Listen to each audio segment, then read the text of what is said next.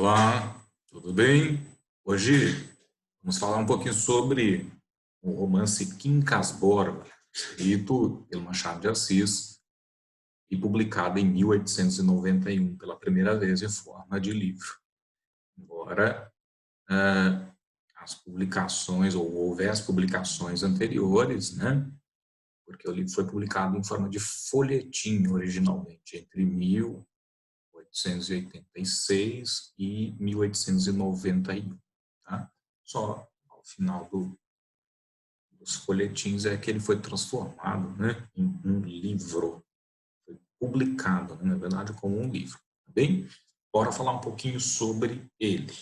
Tá? O que tem de diferente, né, o que é que tem de entusiasmante, o que é que tem de cativante em Quincas Borba, obra que é cobrada, né, hoje nos vestibulares. Bom, o romance Quincas Borba, né, apresenta em relação ao gênero, né, ele é um romance realista.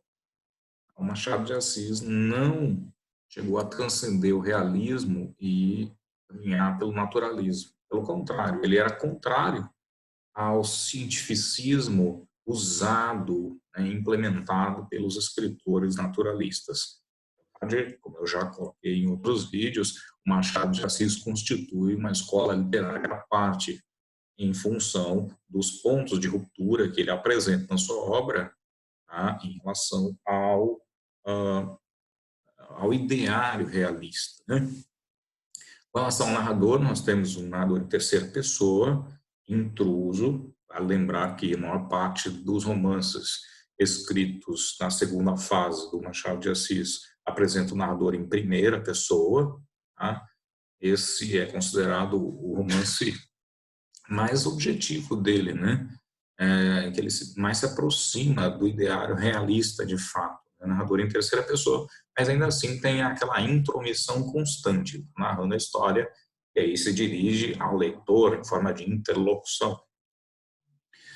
Com relação ao tempo, trata-se de um tempo cronológico, né? Embora nós tenhamos retomadas, né? Os flashbacks, nós conseguimos montar, né, essa questão da cronologia circunscrita entre 1867 e 1870. Com relação ao espaço, né, enredo, né, história vai se passar em Barbacena, Rio de Janeiro, volta para Barbacena, onde fecha. Há um contraste entre esses dois espaços, né? Barbacena e o Rio de Janeiro, então, capital do país. Tá? Prossigamos. O mais objetivo dos romances machadianos, a questão que eu pontuei há pouco, né? Uma narrativa em terceira pessoa, embora tenhamos um narrador intruso, né? Há um maior distanciamento em relação àquilo que está sendo narrado. Né? Várias edições diferentes, né, do livro, várias editoras. O mote do romance, qual o motivo, qual a tônica, qual que é a ideia que está por trás da publicação, né, do desenvolvimento da trama. Né? O mote seria esse aqui, né? Ao vencido, ódio ou compaixão, ao vencedor, as batatas, que é o lema do humanitismo, apontado por muitos como um pensamento que visava a escarnecer, a zombar, a desconstruir as principais vertentes do cientificismo do século XIX, né? Dentre elas, o darwinismo, o evolucionismo. Tá? Vamos entender um pouco melhor essa questão. O humanitismo, né, o humanitas, tem como ideia, a ideia básica, a supremacia do mais forte. Tá? Então, olha só o que ele diz. Supõe tu um campo de batatas e duas tribos famintas. As batatas apenas chegam para alimentar uma das tribos, que assim adquire forças para transpor a montanha e ir a outra vertente, onde há batatas em abundância. Mas se as duas tribos dividirem em paz, ou seja, elas não terão alimento suficiente para conseguirem transpor a montanha e todas morrerão. Sendo assim, né, fica implícita a ideia de que os mais fracos serão sempre aniquilados pelos mais fortes, e estes sempre sobreviverão, tá? Suplantando os mais fracos. Aqui nós temos uma representação atual, né? O ganhei, partiu, batatas. Você tem que matar o seu oponente, você tem de aniquilar o seu oponente para sobreviver. E basicamente é isso que a história vai falar. O aniquilamento social, econômico, moral do outro para poder chegar a uma condição de ascensão social.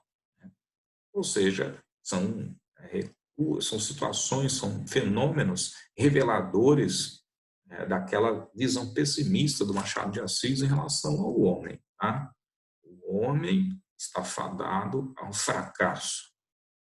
Fracasso enquanto ser, né? Bom, com relação às personagens do livro, né? Tem um esqueminha aqui com todas as personagens para facilitar a nossa vida, né? Personagens primárias, entre elas os protagonistas, né? O protagonista que é o Rubião, esse bonitão aqui, aí os antagonistas, essas criaturas aqui. E o Quincas Borba, né? Quincas Borba é um personagem bastante interessante porque ele aparece em outra obra, Memórias Póstumas de Brás Cubas. Ele era o personagem que tinha conhecido o Brás Cubas ainda na infância, os dois estudaram juntos, ele era muito rico, a família bonito, inteligente e rico. Aí ele perdeu, né, a sua grana, no final lá do Memórias Póstumas de Brás Cubas, ele chega a furtar um relógio do Brás Cubas, só que depois ele fica, ainda lá no Memórias Póstumas de Brás Cubas, fica rico, após receber uma herança do último parente vivo. E muda-se para Barbacena, que é onde a história aqui do Quincas Borba vai se passar. Depois, né, como ele já está rico, ele propõe reatar com o Brás Cubas. Ele manda uma carta para o Brás Cubas, né, isso aparece lá no Memórias Póstumas. Ele visita o Brás Cubas, devolve o relógio que ele tinha roubado. Claro que ele dá um relógio novo, não que ele havia roubado, porque provavelmente tinha vendido, né? E aí ele fala sobre o humanitismo. Então, o Quincas Borba é responsável, né, por desenvolver a teoria do humanitismo, que vai ser, né, alegorizada aqui no romance Quincas Borba. Tá? Então, o Quincas Borba é um personagem surgido em outro livro, Memórias Póstumas de Brás Cubas, muito rico, herança, né, e que morre louco, tentando afirmar sua filosofia de humanitas, essa ideia de que o mais forte sempre sobrevive na sociedade. Deixa tudo para Rubião, inclusive seu cão, de mesmo nome, Quincas Borba. Aqui está o Quincas Borba, o cão. Tá? Ele recebe o mesmo nome do dono. Por quê? Será que o dono estava ironizando, o dono, Quincas Borba, queria ironizar a ideia de que o humanitas podia encarnar em outros seres? Né? Será que ele estava debochando disso? Né? O fato é que durante todo o livro parece que a sua consciência está incutida aqui. Tá? Aqui onde? No cão. O cão simbolizando um elemento moderador das atitudes de Rubião, que toda vez que olha para ele, vê ali a presença do amigo e se sente todo inibido diante da possível real presença da consciência do Quincas Borba ali. Bom, o Rubião era um professor primário, né, que atuou como enfermeiro do Quincas Borba, já na velhice, doente, né, e aí ele, a princípio, quis casar o Quincas Borba com a irmã dele, para poder se beneficiar do dinheiro do Quincas Borba. Depois o Quincas Borba foi piorando e acabou morrendo, e deixando a sua fortuna para o Rubião, já que o Quincas Borba não tinha parentes. Notem que eu disse há pouco que ele recebeu a sua herança, que o deixou rico, do último parente vivo. Tá? Então, o Rubião recebe a grana, ele fica super animado, dá o cachorro embora, se livra. A primeira coisa que ele faz é se livrar do cachorro, quando ele recebe a carta que o Quincas Borba morre no Rio de Janeiro. Ele morre na visita que ele vai fazer ao Brás Cubas. Ele foi para o Rio de Janeiro para se encontrar com o Brás Cubas, para se redimir, e durante a sua estadia no Rio de Janeiro, ele morre. E o Rubião está lá em Barbacena, que é onde vivia o Quincas Borba depois que recebeu a herança. O Rubião recebe a carta e vai falar para ele sobre a sua herança, então ele se livra logo do cachorro. Só que na herança, né, no testamento, estava que ele poderia desfrutar de todo o dinheiro caso cuidasse do cachorro. Então ele volta correndo até a casa da dona, a qual ele tinha dado o cachorro, e fala que não, que ela tinha entendido errado, que era só para ela cuidar dele por um tempo, né? Bom, além disso, nós temos o Palha, Cristiano Palha, que é um aproveitador, né? Um alpinista social, né? Busca obstinadamente a ascensão social, e a sua esposa, né? Uma mulher bastante bonita, né? Sedutora e mais interessada que o Rubião em ascender socialmente, né? Bom, aí nós temos os personagens secundários, dentre eles a Maria Benedita. Maria Benedita, que é prima da Sofia. Ela tinha vergonha do próprio nome, porque é o nome de uma pessoa mais idosa nesse contexto, né? Prendada, bons costumes, tá?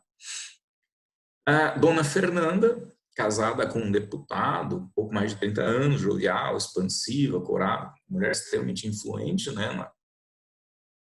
A partir da metade da obra, tá?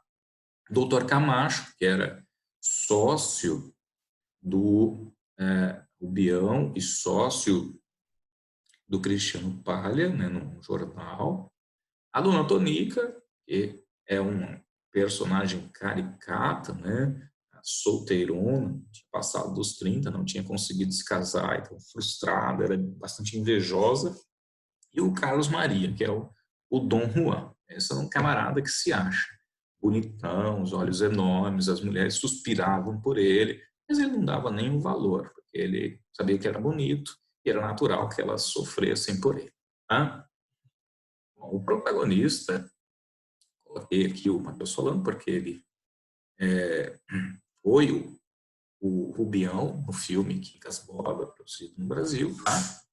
Tá? O protagonista, o Rubião, como eu disse já atrás, no momento anterior, era professor primário, mas acaba aceitando a condição, profissão, né, um novo encargo, né, para ser enfermeiro do Quincas Borba, pensando na sua fortuna, pensando no seu dinheiro, obviamente. Ele cuidava bem do Quincas Borba, mas com interesse, não era um zelo despretensioso. Né? Ele era muito interessado no dinheiro, sobretudo porque ele sabia que o Quincas Borba não tinha a quem deixar a sua fortuna. Tá? Quando ele herda, né, após a morte, o Quincas Borba vai morrer no capítulo 6, né? Porque o livro começa com o Rubião já rico. Ele está na morada no Rio de Janeiro já.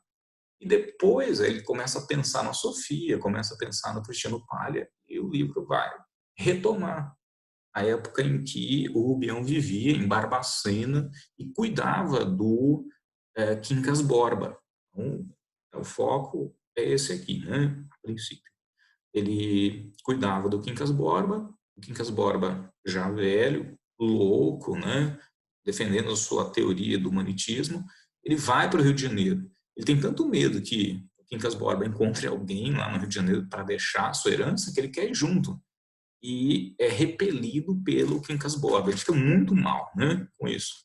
Mas ele acaba sendo declarado o herdeiro universal do Quincas Borba. Tinha vários prédios, né, tinha bastante dinheiro, né, muitas propriedades, e com uma condição de que cuidasse do cachorro. Né? Como eu disse para vocês, ele tinha já se desfeito da presença nefasta do cachorro para ele. Tá? Depois que ele recebe a herança, então o que ele resolve fazer? Pô, Barbacena é uma cidade pequena, né?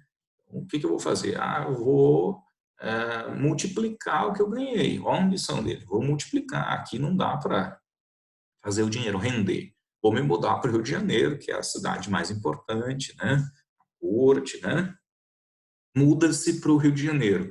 Ele que era um homem do interior, quase um do sítio mesmo, né? De pouca instrução, de pouco senso de percepção bem pouco aguçada em relação às mazelas sociais.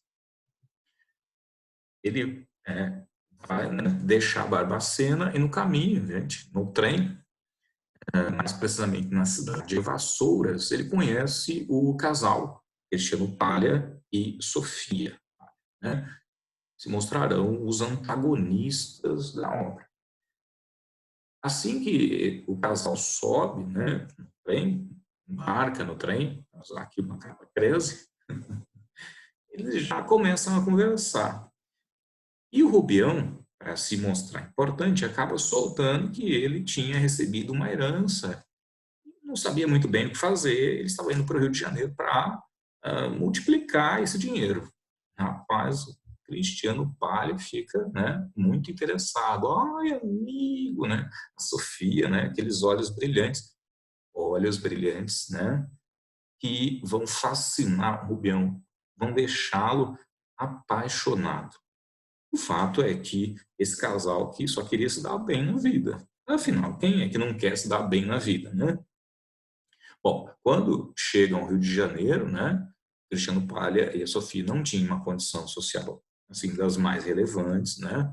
Eles tinham fracassado já nas tentativas anteriores de se darem bem na vida. Vão se mostrar bastante solícitos em relação ao Rubião. A própria Sofia chega a escolher móveis para mobiliar a casa que o Rubião vai montar no Rio de Janeiro. A afinidade era tamanha que eles sempre se visitavam, né? Eram amigos.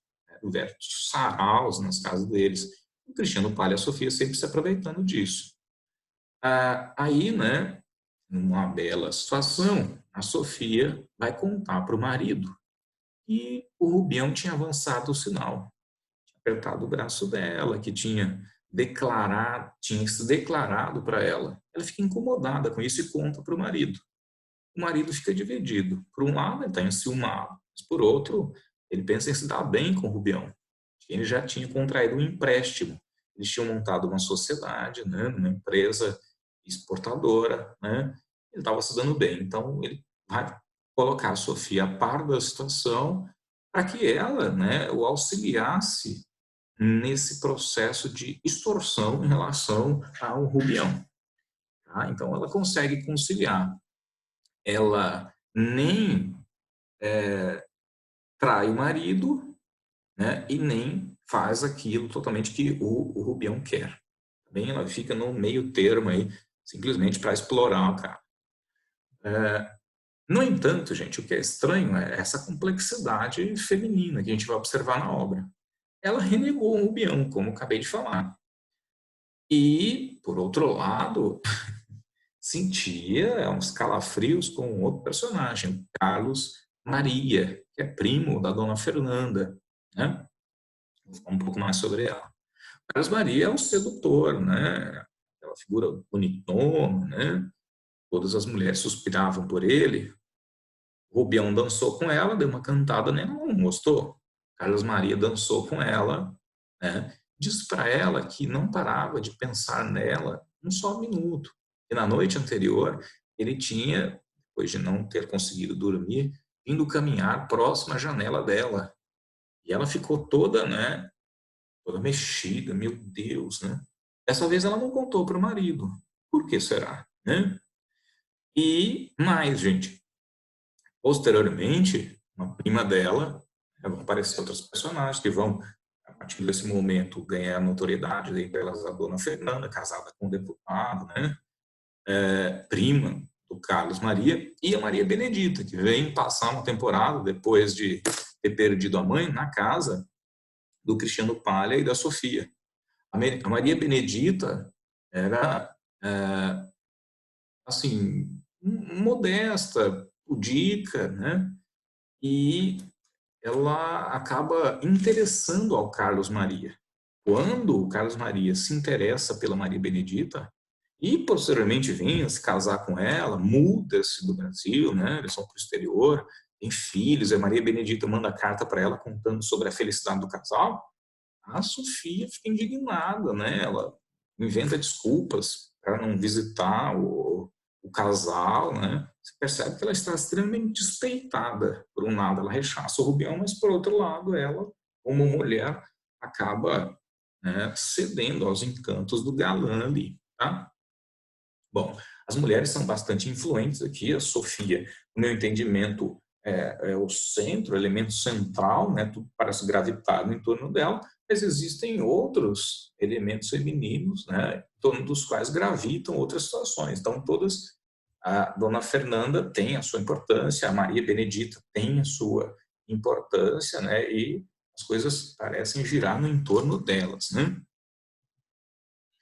Aí nós formamos um casal improvável. Carlos Maria, o sedutor, ele até desprezava as mulheres. Lembra que eu disse que ele chegou a falar para a Sofia que tinha caminhado à noite próximo à janela dela, porque não conseguia deixar de passar nela? Ele se sente tão culpado, por isso que ele tem vontade de voltar à noite, né? Mesma noite que ele tinha dançado com ela, e desmentir a história, né? Ele não se sentia bem com as mulheres desejando. Mas a Maria Benedita não estava muito aí para ele, era a única que não estava interessada nele. E isso despertou a atenção dele, fez com que ele fosse atrás dela e o casal acabou dando certo a partir disso, né? Existia uma personagem, né? A Dona Tonica, a renegada, aquela que tinha passado dos 30 e ainda não tinha se casado, né? Morava só com o pai. Eles eram decadentes, né? E ela, extremamente despeitada, sabia, né, percebia a intenção do Rubião, percebia a evasiva da Sofia, ela percebia tudo, né? A mulher tem sexto sentido para essas coisas. Ela ameaçava, né, se manifestar em relação a isso, expondo essas situações de adultério, né, de intenção de adultério, mas ela acaba não se revelando. Ela consegue, né, um noivo, só que antes de se realizar o casamento, o noivo acaba falecendo. Serve para provar que aqui nós temos um fracassado na sociedade, serve para ilustrar isso, né, não provar. Fracasso na sociedade, o pai decadente e ela sem conseguir arrumar um casamento naquele contexto ali, e toda a repercussão psicológica, né, dessa situação, dessa impossibilidade de se realizar e consumar casamento. Vai passando o tempo, né? Lembra que eu disse que tinha se estabelecido uma parceria, uma sociedade entre o Cristiano Palha e o Rubião? Essa parceria ela é bastante lucrativa para o Rubião, tá? E para o Cristiano Palha e para o Rubião também, só que o Cristiano Palha começa, né, a dar uma desviada. O Rubião começa com uma mania de grandeza, em alguns momentos ele delira, né, se dizendo ser ele dizia que era o Napoleão III, né, e tal. Começa a gastar muito dinheiro e, diante disso, o Rubião propõe a ele comprar a parte dele na empresa. Ele compra a parte da empresa, alegando que iria se tornar diretor de um grande banco, que ele não podia ter sociedade, né? E o Rubião acaba gastando todo o dinheiro, né? Ele não sabe empreender, não sabe nada, ele foi extorquido, na minha percepção, pelo Cristiano Palha, perde todo o dinheiro. Então, a loucura dele se torna ainda maior, ao ponto de invadir a carruagem onde estava a Sofia e falar assim, olha, ele não pode descobrir do nosso amor. Ele achava que a Sofia fosse louca por ele, coitado, né? E ela já está desesperada. A partir desse ponto, o distanciamento entre Rubião e o casal Palha começa a ser ainda mais notório, né? E a loucura dele vai se ampliando, né? O Cristiano Palha troca os amigos, né? Inicialmente eles eram pertencentes a uma determinada classe social, né? Como a dona Tonica e o pai dela, né? Agora esses amigos são substituídos por elementos da elite da sociedade, porque o Rubião, perdão, de Rubião, né? Que droga, tô delirando. O Cristiano Palha ascendeu socialmente, ele enriqueceu, tá? E o que vai acontecer daí? O Rubião, coitado, é totalmente desprezado e, por iniciativa da dona Fernanda e do casal Palha, ele é recolhido a um manicômio, de onde ele vai fugir, voltando para Barbacena, tá? e ele leva o cachorro, né? Interessante que o cachorro foi o único que sempre esteve ao seu lado, né? Às vezes ele maltratava o cachorro, mas depois ia lá, fazia carinho na cabecinha do cachorro, porque consciência, né? Ou vai que o meu amigo realmente está aí, vai que o Quincas Borba realmente está aí. Amigo, entre aspas, também, né? Bom, vamos pensar na herança.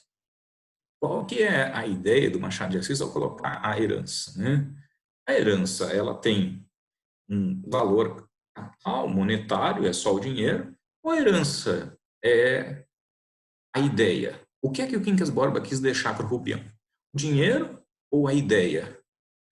Não sei, mas me parece que a ideia era mais importante.